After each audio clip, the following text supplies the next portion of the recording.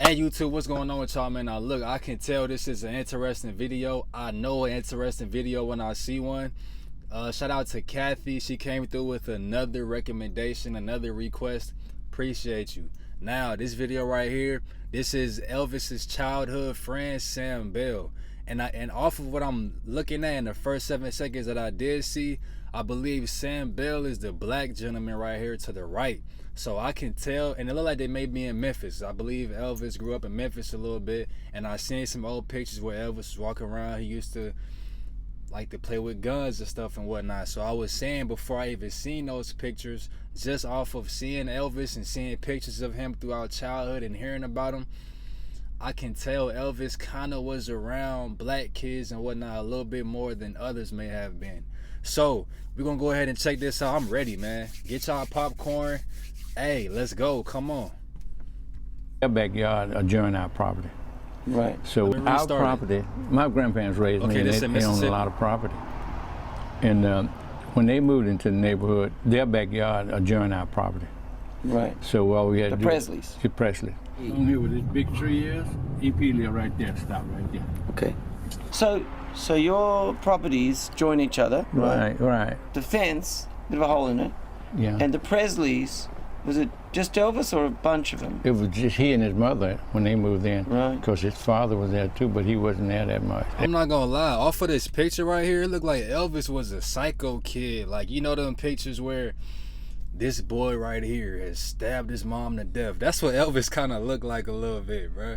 It looked like he got real major like anger issues or something, man. Like he wasn't too happy at this point in his life. It was just he and his mother when they moved in. Right. Because his father was there too, but he wasn't there that much. They were doing the segregated time, so it was like, where he lived, there were 4 houses there. There was white families, and he was one of the white families. How many houses were white families?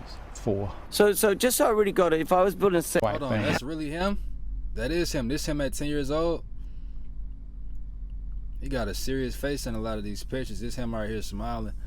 But yeah, there go another gun right. Oh, he got, I ain't even see him. He got a gun too. He got a revolver. I thought it was some on his waist too, but okay. How many houses were white families? 4. So just so I really got it, if I was building a set, right? This would be the front. Of, this is the front of his house. Mm-hmm. And that house drives back that way, and the back of the house joins the back of your land, which was a long piece of land because you've got melons, and you've got like peanuts and like all sorts of things growing, correct? Right, a big pasture down. Got it. All right. So, the two properties joining that. Now, you have one white house here with white folk in it. You have 3 others, is that right? Where are those 3 other houses on that road? You had another white right here. Yeah, another white house right there, and another one right there. It was 4 altogether, white houses. Right. So what about the other side of the street? What are we looking at over here? Yeah, that's how you know they must have been real poor, because earlier in the video he said something about segregation. So that means it seemed like the whites back then would not have chosen to live around a lot of blacks. So they really didn't have no choice because they didn't have that much money. So Elvis really did grow up poor, for sure. Well, how poor can you really be when you got melons and peanuts growing in your backyard? It's really depending on how you look at it. All houses over here. And would they be like black houses? Yeah, they're all black. If you think about it, you got Elvis here with 3 white houses, but these are school teachers. These are black family that are school teachers here. And another school teacher's here, right? So everyone else African American, right? The whole area. Oh yeah. Right. Yeah. I tell you, this old area was a hill. Yeah. We was a hill. Crossed the track over there, the shake racks. Just once you cross the track, then you call it shake rack. So your houses are actually joining each other, right? Back to back. But when you come out the back door, we all out there and fast it together. So basically, you got a little world there. Yeah, it was right together. It was a large place where we had to play with. So his mama might have been on the back porch watching you kids. Yeah, from that way. And he had a water. That was their backyard. Right. Okay, so he said they stayed across the tracks, and where they stayed at, they call that area Shake Rack. And in their backyard, all of them kind of combined together, so they could play football over there, a little kickball and stuff like that. Sound like a fun time when you were a kid, honestly, bro. Where the fence, where the gate from that way. And he had a water. That was their backyard. Right. where the fence, where the gate, Right. bridge is. And you have watermelons and any like chickens and things like that. We And have peanuts and pears and figs.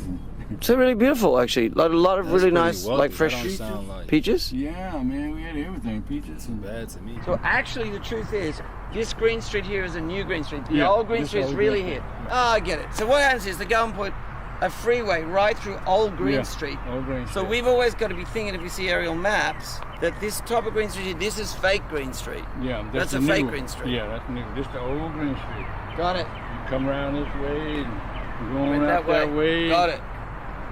And go on up Chicago. So this sign that says Green and Spring, actually this is green and it goes over the gully over there.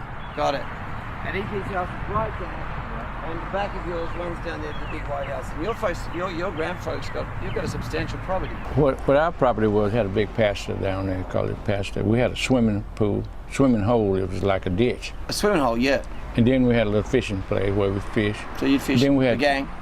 Yeah, and we played our little ball down there too. We went down to the baseball field. So here is the Spring Hill Baptist. This is North Green, Right, and you know it goes up, right, North Green, and it splits. right. And you know Carver, there's like Carver Elementary. That's where we went to school right there.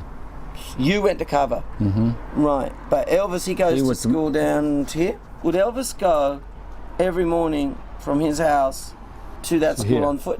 It's not that far. It just seemed like that. Walk. Yeah. Yeah, because you It don't go seem that far across at all. land. Yeah, right. You look like it's a long way, but it's not that far. Yeah, it don't look that far at all. Want to know how to create awesome videos? Check out I'm not too interested in the streets and whatnot. That's not really interesting to me. Long way, but it's not that far. Elvis, honey, you like your Christmas present? Well, I wanted a bicycle, Mama. Elvis, you know we can't afford no $55 for no bicycle. Do they have their thing going on musically? Yeah, they sent a little group in there. group, yeah. Couldn't sing. We thought we could, but they couldn't sing. They huddled in a little group and sing around, and he would always get the broom. When she bought him a guitar, he can bring it down there. Right. So I don't know. Too precious. Around Yeah. too many other kids. She let him come out and play, but not with Guitar. a gun, Expensive. not with a rifle, not with a guitar. But he'd use his broom. See, we had a tree house there. His daddy built a tree house. It was just a flat. His daddy did? Yeah. We'd climb up there, and that's where he kept his broom at all times. Yeah, So- his folks built a tree house for him. Shout out to Pop. Shout out to Elvis Pops, bro. And Mama Elvis. They built a tree house for him as a kid. That's a kid dream right there. We get ready to start singing. He'd go there and go and get his broom.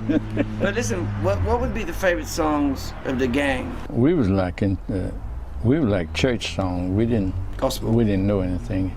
We just sang gospel Why from you out call of them a what we gang? heard in church. Yeah, like We didn't have any artists. spirituals. Yeah. He used to like I Fly Away.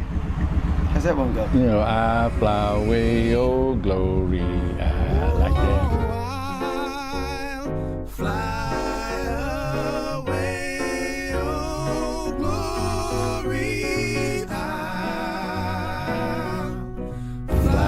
Elvis looked like a bad.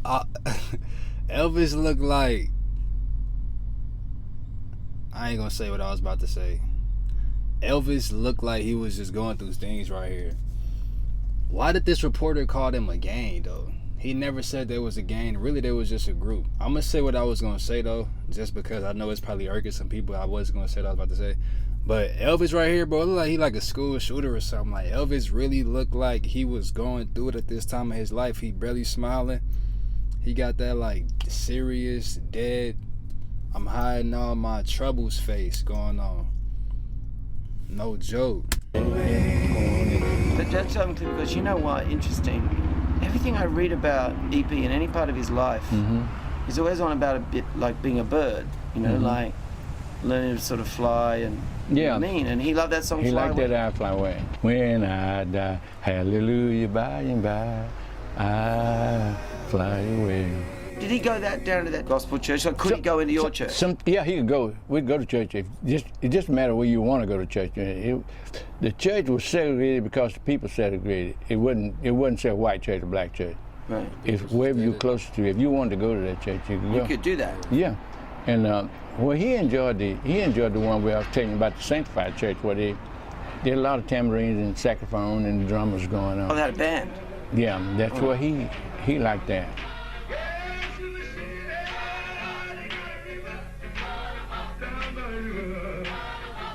So does that sound a bit more swing? I'm just trying to... Yeah, it's swinging. Because I know, I've seen many interviews where people go, oh, so your first love was gospel, and he actually said, no, actually, he used to say colored spirituals was my first love. Yeah, and that's moving around. Yeah, I could see Elvis being right in this crowd right here, just being another one of the kids singing and stuff.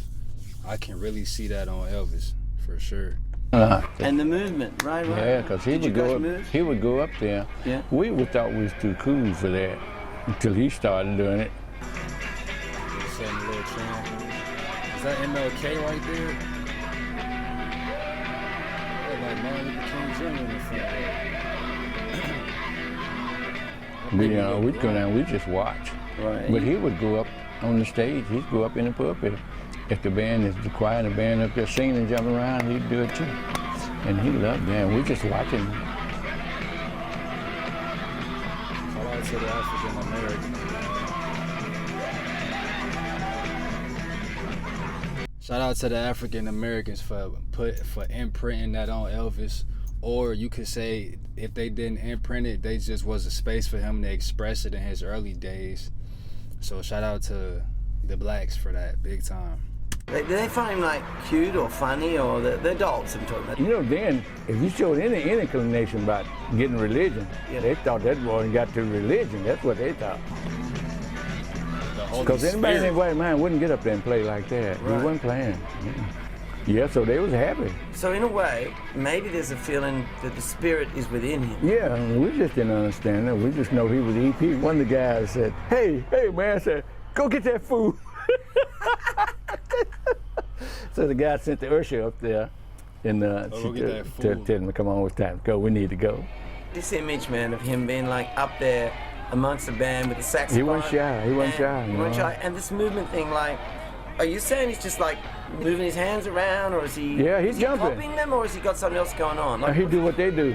And that's why he always looks so comfortable when he on stage, man. This one of the kids, this one of the guys that knew him when he was a kid, around 10 to like 13, 14, sounds like. And he's saying he wasn't shy. If you got a childhood friend saying that you wasn't shy as a kid, that's the absolute truth then, for sure. And that's why he always looks so comfortable on stage and stuff. He been doing this since a kid. He got his reps in, bro. He got his practice in. You got to think it's 2,000 hours in a year. So if he been doing this since he was 10 and then say he went up to 30, that's like 2,000 times 20. Let me go ahead and expose my math. What's that, like 40,000 hours? That's like 40,000 hours of being on stage and stuff. That's what's up. Not 40,000, because, you know, obviously not every hour of the day of the year he was doing this. Let's say about 30,000 hours of stage presence. That's why he was probably a legend too. No, he do sing whatever they do. He liked the guitar. He fantasized his guitar thing. He wouldn't have one, but he fantasized. And he'd be jumping, he'd be singing. He sounded just as well. He was a good little singer. He was a good little guy, yeah. Well, a lot of people go like... To us, you know, we say, he ain't singing. Yeah. But to them, he was singing, you know. Right, got it. That knew what singing was. Yeah, got it. Yeah, Yeah. We didn't know. Let me tell you something that, for me as an Australian, as an outsider, sometimes you read in the early parts that go, when they first had the very first recording, That's Alright Mama. You know, That's Alright Mama. Yeah, I remember that, yeah. They said that, a lot of people said that some of the early guys would go like, oh, that's a black singer, not a white singer. Okay, Would you have been able to say, no, that was, like, did it sound black sound to you, or white sound, or you just didn't care, or didn't even... Sound black to me. Did it sound black? Yeah, kind of black to me. Yeah. Yeah. And you think he picked that up just from being around you guys, like just vocally, that sort of style? I won't say me, but... No, but I mean, you're singing gospel. Yeah. If you're singing gospel... It had to be. It couldn't be nothing else. He couldn't just pull it out of his ass crack. It had to be. That's like, you grow up around people who speak English, you're not going to just start speaking Spanish. It had to come from that, for sure. Influence at least a little bit. Gospel together. Yeah. I have to say that's where it came from. I'm really going to have to say. I know you're not, I'm not just being nice. I know you're not boastful, right? We had that That's Alright Mama. seems sensible. I mean, when you're like 7 years old, you're singing, you're moving a certain way. Right. How would the movement be? You got the gospel. And then we was doing the foot and doing the pat. Yeah. But like say when he gets up in the gospel church, you remember you said he gets up in the church and he's like moving like everybody else. Yeah. He's using the whole body, or what's he doing? Yeah, he's using the whole body just like they are doing. They're much more. Were doing that too. They were all back, forward, doing that too, steps, that. They were doing all that too. That. Yeah, I mean it makes sense. Sense. What lets me know that what the interviewer was asking, I think it definitely was influenced by the blacks for sure, is the fact that the title of the song has mama in it. Mama is like a dead giveaway for sure. Where he got it from, Yeah, that makes sense. Just couldn't believe that was him. I didn't think he was paying that much attention. Y'all think come on, man, but he was an absorber. It was something he wanted to do. But it makes sense. Say, like, for example, it makes sense if you guys go to the barber shop and those dudes are playing guitar and it obviously had a magnetism on him. I mean, he was, as you say. You sit there and watch him. You watch the fingers, how they do, and he'd show him. He'd show him how they do, and he'd sit there and he'd watching me up and down, he'd watching. And he plays that broom the same way with his mouth. He'd make the same tune with his mouth. I can see what type of kid Elvis was. But yeah, if you guys think, and if you guys don't think that was the influence, like, let me know your side of the view. Like, I'm curious. What is it that you know that's not being said here? He was just a kid in this neighborhood. He wasn't a white kid or black kid. He was a kid. He's just one of the kids in this neighborhood. We had the Carver group, the little fat guy. Yeah, we had all that. And we had the funny talking guy. Yeah, and when he came out with that, it was such amazing. He must have been looking at us up there. We had the same little group. You mean like we didn't know it was a Carver group. You mean like Fat Albert or something? Yeah. Fat Albert and almost identical. Yeah, we had that. So in my mind, I could be thinking a group like that. Yeah, we didn't dress like they did, but we had the same little. Somebody that never understood, you couldn't understand him, or somebody just you can beat on, or somebody that. Just everything. There was always hungry. Always somebody hungry, right? Walking around with a biscuit in the pocket. Yeah. Now, where Elvis learned to play that piano was James' house. James had a sister. He's a piano player. James wasn't a piano player, but his sister was. Sister playing the piano. So he'd go in there and they'd let him play in there. And we had a guy named Jesse. Jesse? Yeah, and we had, we called Elvis EP. EP. Really? Even when he was a kid? Yeah. Wow, that's tough. Hey, that's why I fuck with us so much, bro. That's why I just fuck with, you know what I'm saying, my black people.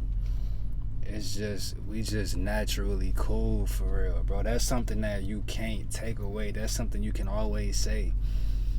EP as a nickname is cold as hell. I fuck with that. That's tough. That's tough. I like EP. That's tough.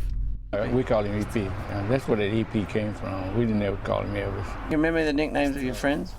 Yeah, some of them. That's how you know Elvis really has some real friends. Like, you got childhood friends saying that they had nicknames for you. Y'all had a group, and you can see that on his like spirit for real. He said his nickname was EP growing up. That's so tough. I ain't gonna lie. We had a Humpty. Humpty. Yeah. Of course. EP. EP. So we had Dune. And we had a Boots. Boots was the fat guy. There's always a Boots. Yeah. And Jesse was the skinny guy. He was tall, fast talking Jesse. Fast talking skinny Jesse. He didn't weigh 30 pounds soaking wet. Everybody up there had nicknames. And all of us was called each other fool. Fool, F-O-O-L. A fool. Like you a fool. Yeah. There's always a word, some generations. Yeah, he said, what's wrong with that fool? Yeah. You know, go get that fool. Okay, Come on, fool. Come on, fool. Yeah. Would you call EP fool? Yeah. EP call you guys fool? Yeah. I can see Who was the leader of the little gang, do you think? I don't like to brag. I guess I was. Just probably him. Right up in here. I could tell. It's probably gonna be him for sure. Just off of how I could tell. We all live in, it wasn't that much of that same area? Yeah, mm-hmm. All of us in the same area. All the guys, we live right in the house from each other. Just yeah, close. Yeah.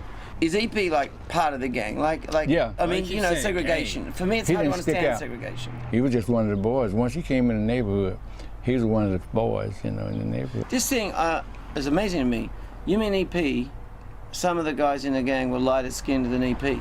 No. There wasn't a whole lot of like, well, you're a white kid, what no, are you doing? No, it wasn't that in the neighborhood, no. Only time you get there is different when school time. Yeah. When he had to go to one school, we had to go to another. As soon as school's out, nothing. Right there together. Would he stay at your place at any time, or? Yeah, if he wanted to. Stay over? Yeah, my grandparents, they just loved him. Yeah. He had better, he could go through the house better than we could. He'd go in there and get what he wanted, open the refrigerator and get what he wanted. So I could see that too, like just as a kid, a lot of the parents, they just, for whatever reason, they like you.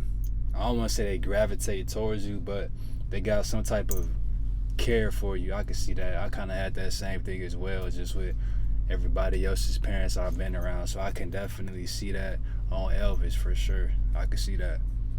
Grandma really liked him? Yeah, she really loved him. Well, what did she like? Why did she like him? Because he was so malleable. You know, we were little mannish little guys, you know, but he was mannish too. But what do you mean by that? By yes ma'am and no sir. And see, during that time, if a black person didn't expect a white person to say yes ma'am, to be polite, to be yes decent. Ma'am, thank you, yes sir. Yeah. But he always did that, and she just loved it. And my papa did too. He just couldn't believe it. You know, you don't have. I didn't think about that. Maybe that's because I got the same thing as well. I think that's probably why the parents always watching this. I'm realizing that might be why parents might like you, bro. It's just people that you may meet that's in somebody's family. When you carry yourself with manners, people, maybe that's what it is. I never thought about that. That's probably what it is, bro.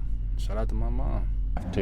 But we would say yes sir too, but we had to go. We lived there. I get you. Yeah, but he didn't have to. And do you think that was because, do you think he even thought about it? He just, or the way he was brought up? Yeah, just the way he was. You know, they kind of looked down on him a little bit. Why? Because poor? Super poor? Yeah, he was poor.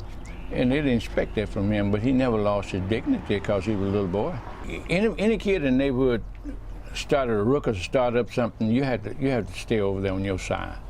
But because it was no different. When we all played, they could sit there and relax, and we just have fun and play. And was he quiet or a chatterbox? Was he a talker or was he shy? Let me guess. I don't want to. He definitely wasn't quiet if he was in church dancing and stuff. So he wasn't shy and quiet. He wasn't overly talkative. He was just normal for real. I could see that. He'll have jokes here and there, input and stuff. He was just a regular. He was quiet around the elder people, but he was a chatterbox with us. I mean, when he humped it, we had one of the guys was younger than all of us. It was Thomas's brother, and his name was Humpty, and he was the most naive one. Humpty was the sort of simple, more sweet. He was the youngest one in the group. Young Humpty. And those two, they could never get along. EP and young Humpty. Yeah, but they couldn't do without each other either, because once they come out and they say, "Where Humpty?" if you don't see him. And Humpty would come out and he'd say, "Where EP at?" But when they got together, they always disagreed with each other. A fight. When EP would converse about something, and he sounded like, he kind of boastful, you know.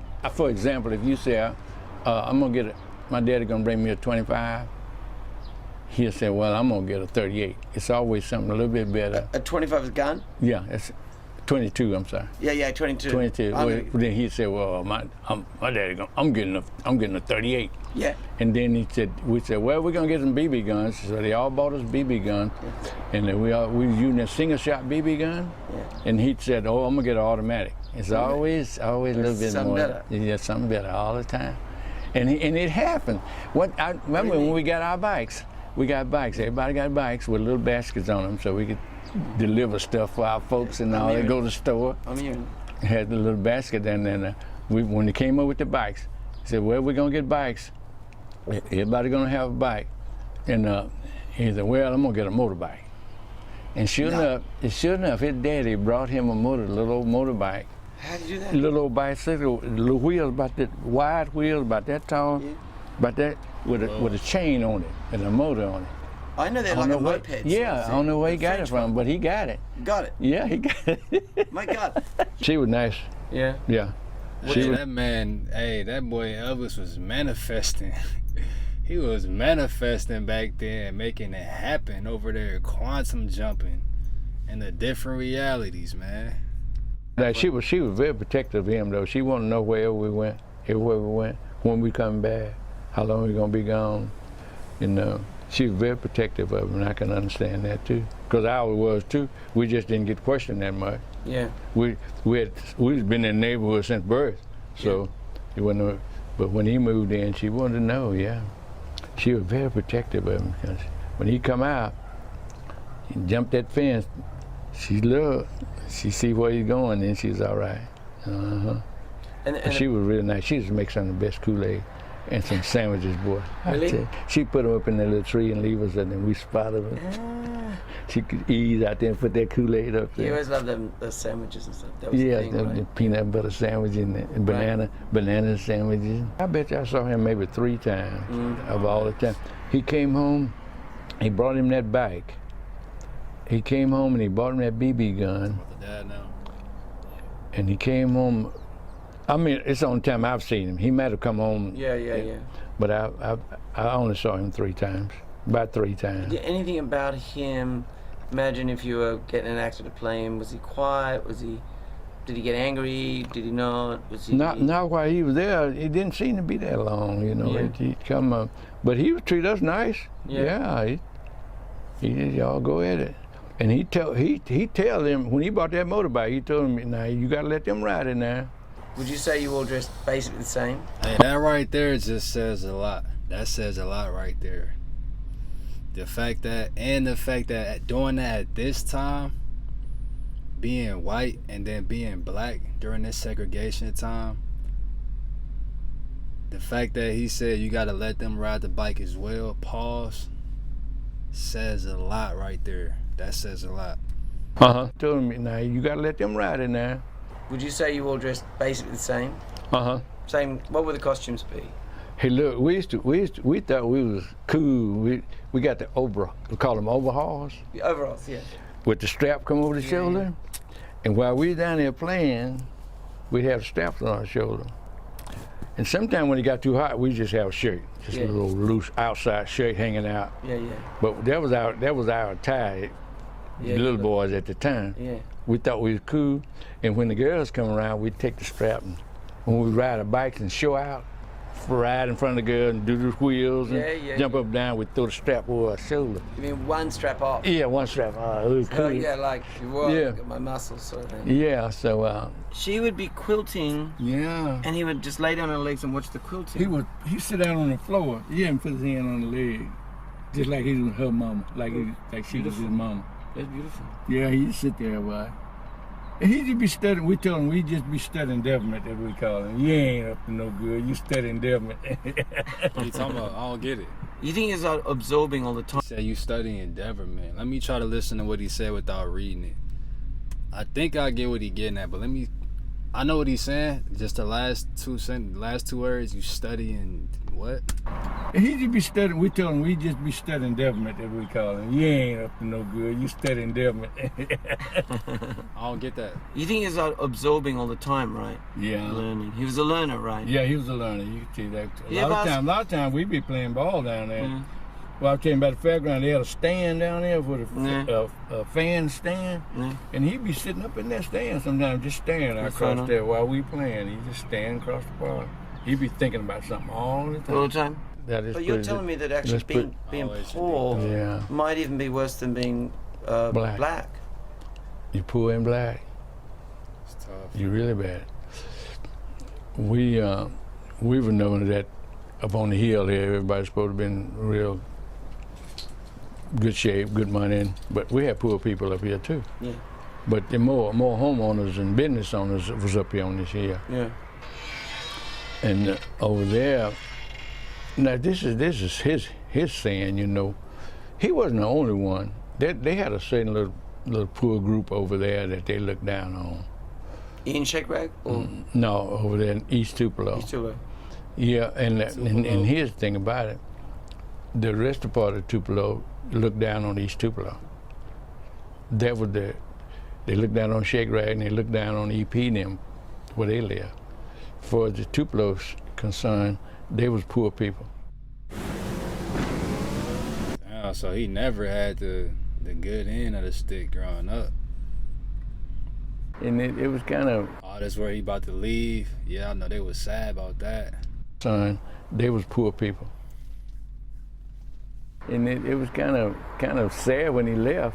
We thought he was another one of his fantasies when one day he told us. When he came home one day and said that he's gonna have to move.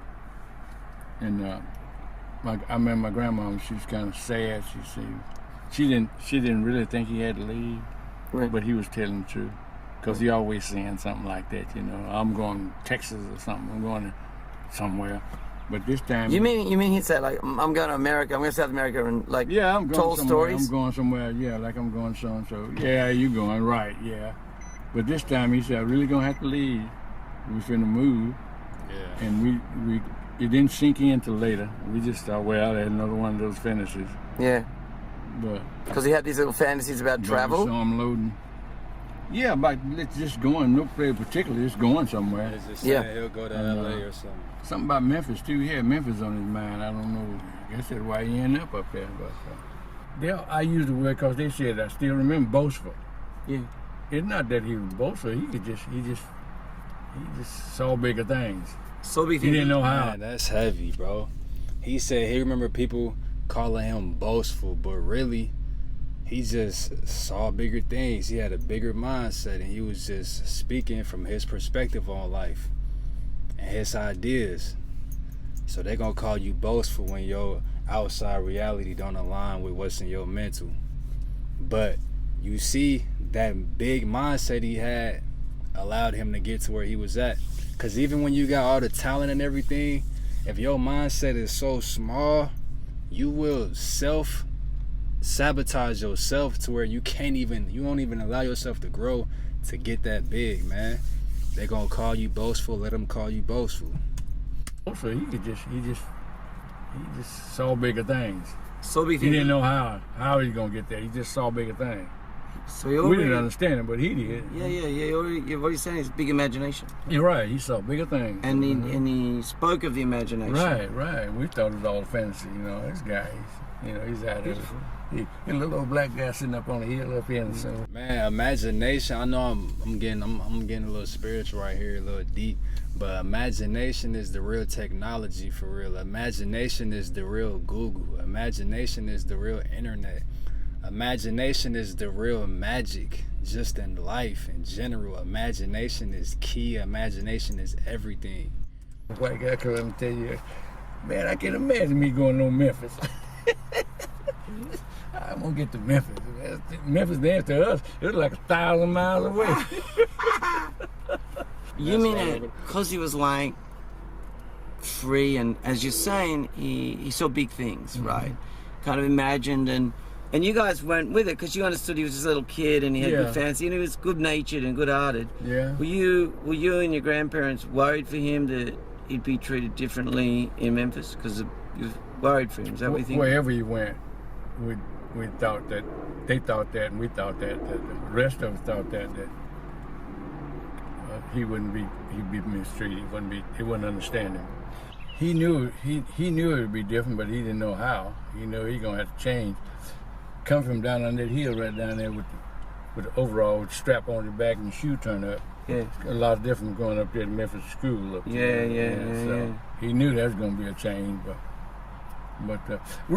and we didn't think he was going to Memphis. We just thought he just moving across town. Yeah. Bullshit. Yeah. I saw them packing that evening from here. Yeah.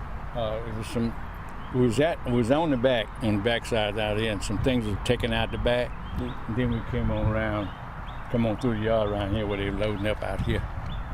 And they loaded up and So did you see EP? I guess what I'm getting at is I didn't get sick by Buddy and all that stuff. They was pulling out. We saw him loading up, and I didn't see him. Yeah. He may have not been with them. I can't say. Yeah. But I saw her mother. Trucker. Yeah, I saw the trucker. Yeah. Somebody was loading him up, but he wasn't standing. Man, that's crazy. He never got to say like goodbye to him. I imagine maybe Elvis would have came and said something to him later in life, but imagine he never seen him again since that day, and then he started seeing him on TV and hearing his name and stuff. That would be crazy. That would be crazy. Yeah. But I saw her mother. Trucker. Yeah, I saw the trucker. Right. Somebody was loading him up, but he wasn't standing out here waving at us. Right. So I thought he might have been someplace else. I don't know. I get you. That's why I thought they might have been moving somewhere else in town instead of going to Memphis. I get you. I think they went to Memphis after that. I don't think they left here at the same time. I get you. Because I saw him one time. I just saw him just waved at him. I didn't get to talk to him. Right. And he was down down near town, downtown down there. And I had passed him by and I saw him with a bike. Looked like he was standing next to a bike on the corner there. After they left? Yeah, but I didn't get to talk to him anymore. Damn. Hey, okay, this really just kind of opened that. Oh, look at me, that's me right there. Hey, check out my main channel, y'all. I just went to New Zealand. That's why I haven't been uploading. Well, y'all might not have noticed because I have been uploading old videos every day, but I probably haven't uploaded in like 10 days. I've been in New Zealand. Twan 02 AM, my main channel. Check those vlogs out. They going crazy over there. Just try some islander food down there in Auckland, man. Went to my first rugby league game. It's crazy. It was a movie. Shout out to Kathy for this recommendation. If y'all got any other recommendations, links will be in the description. I'm out of here. Let's go.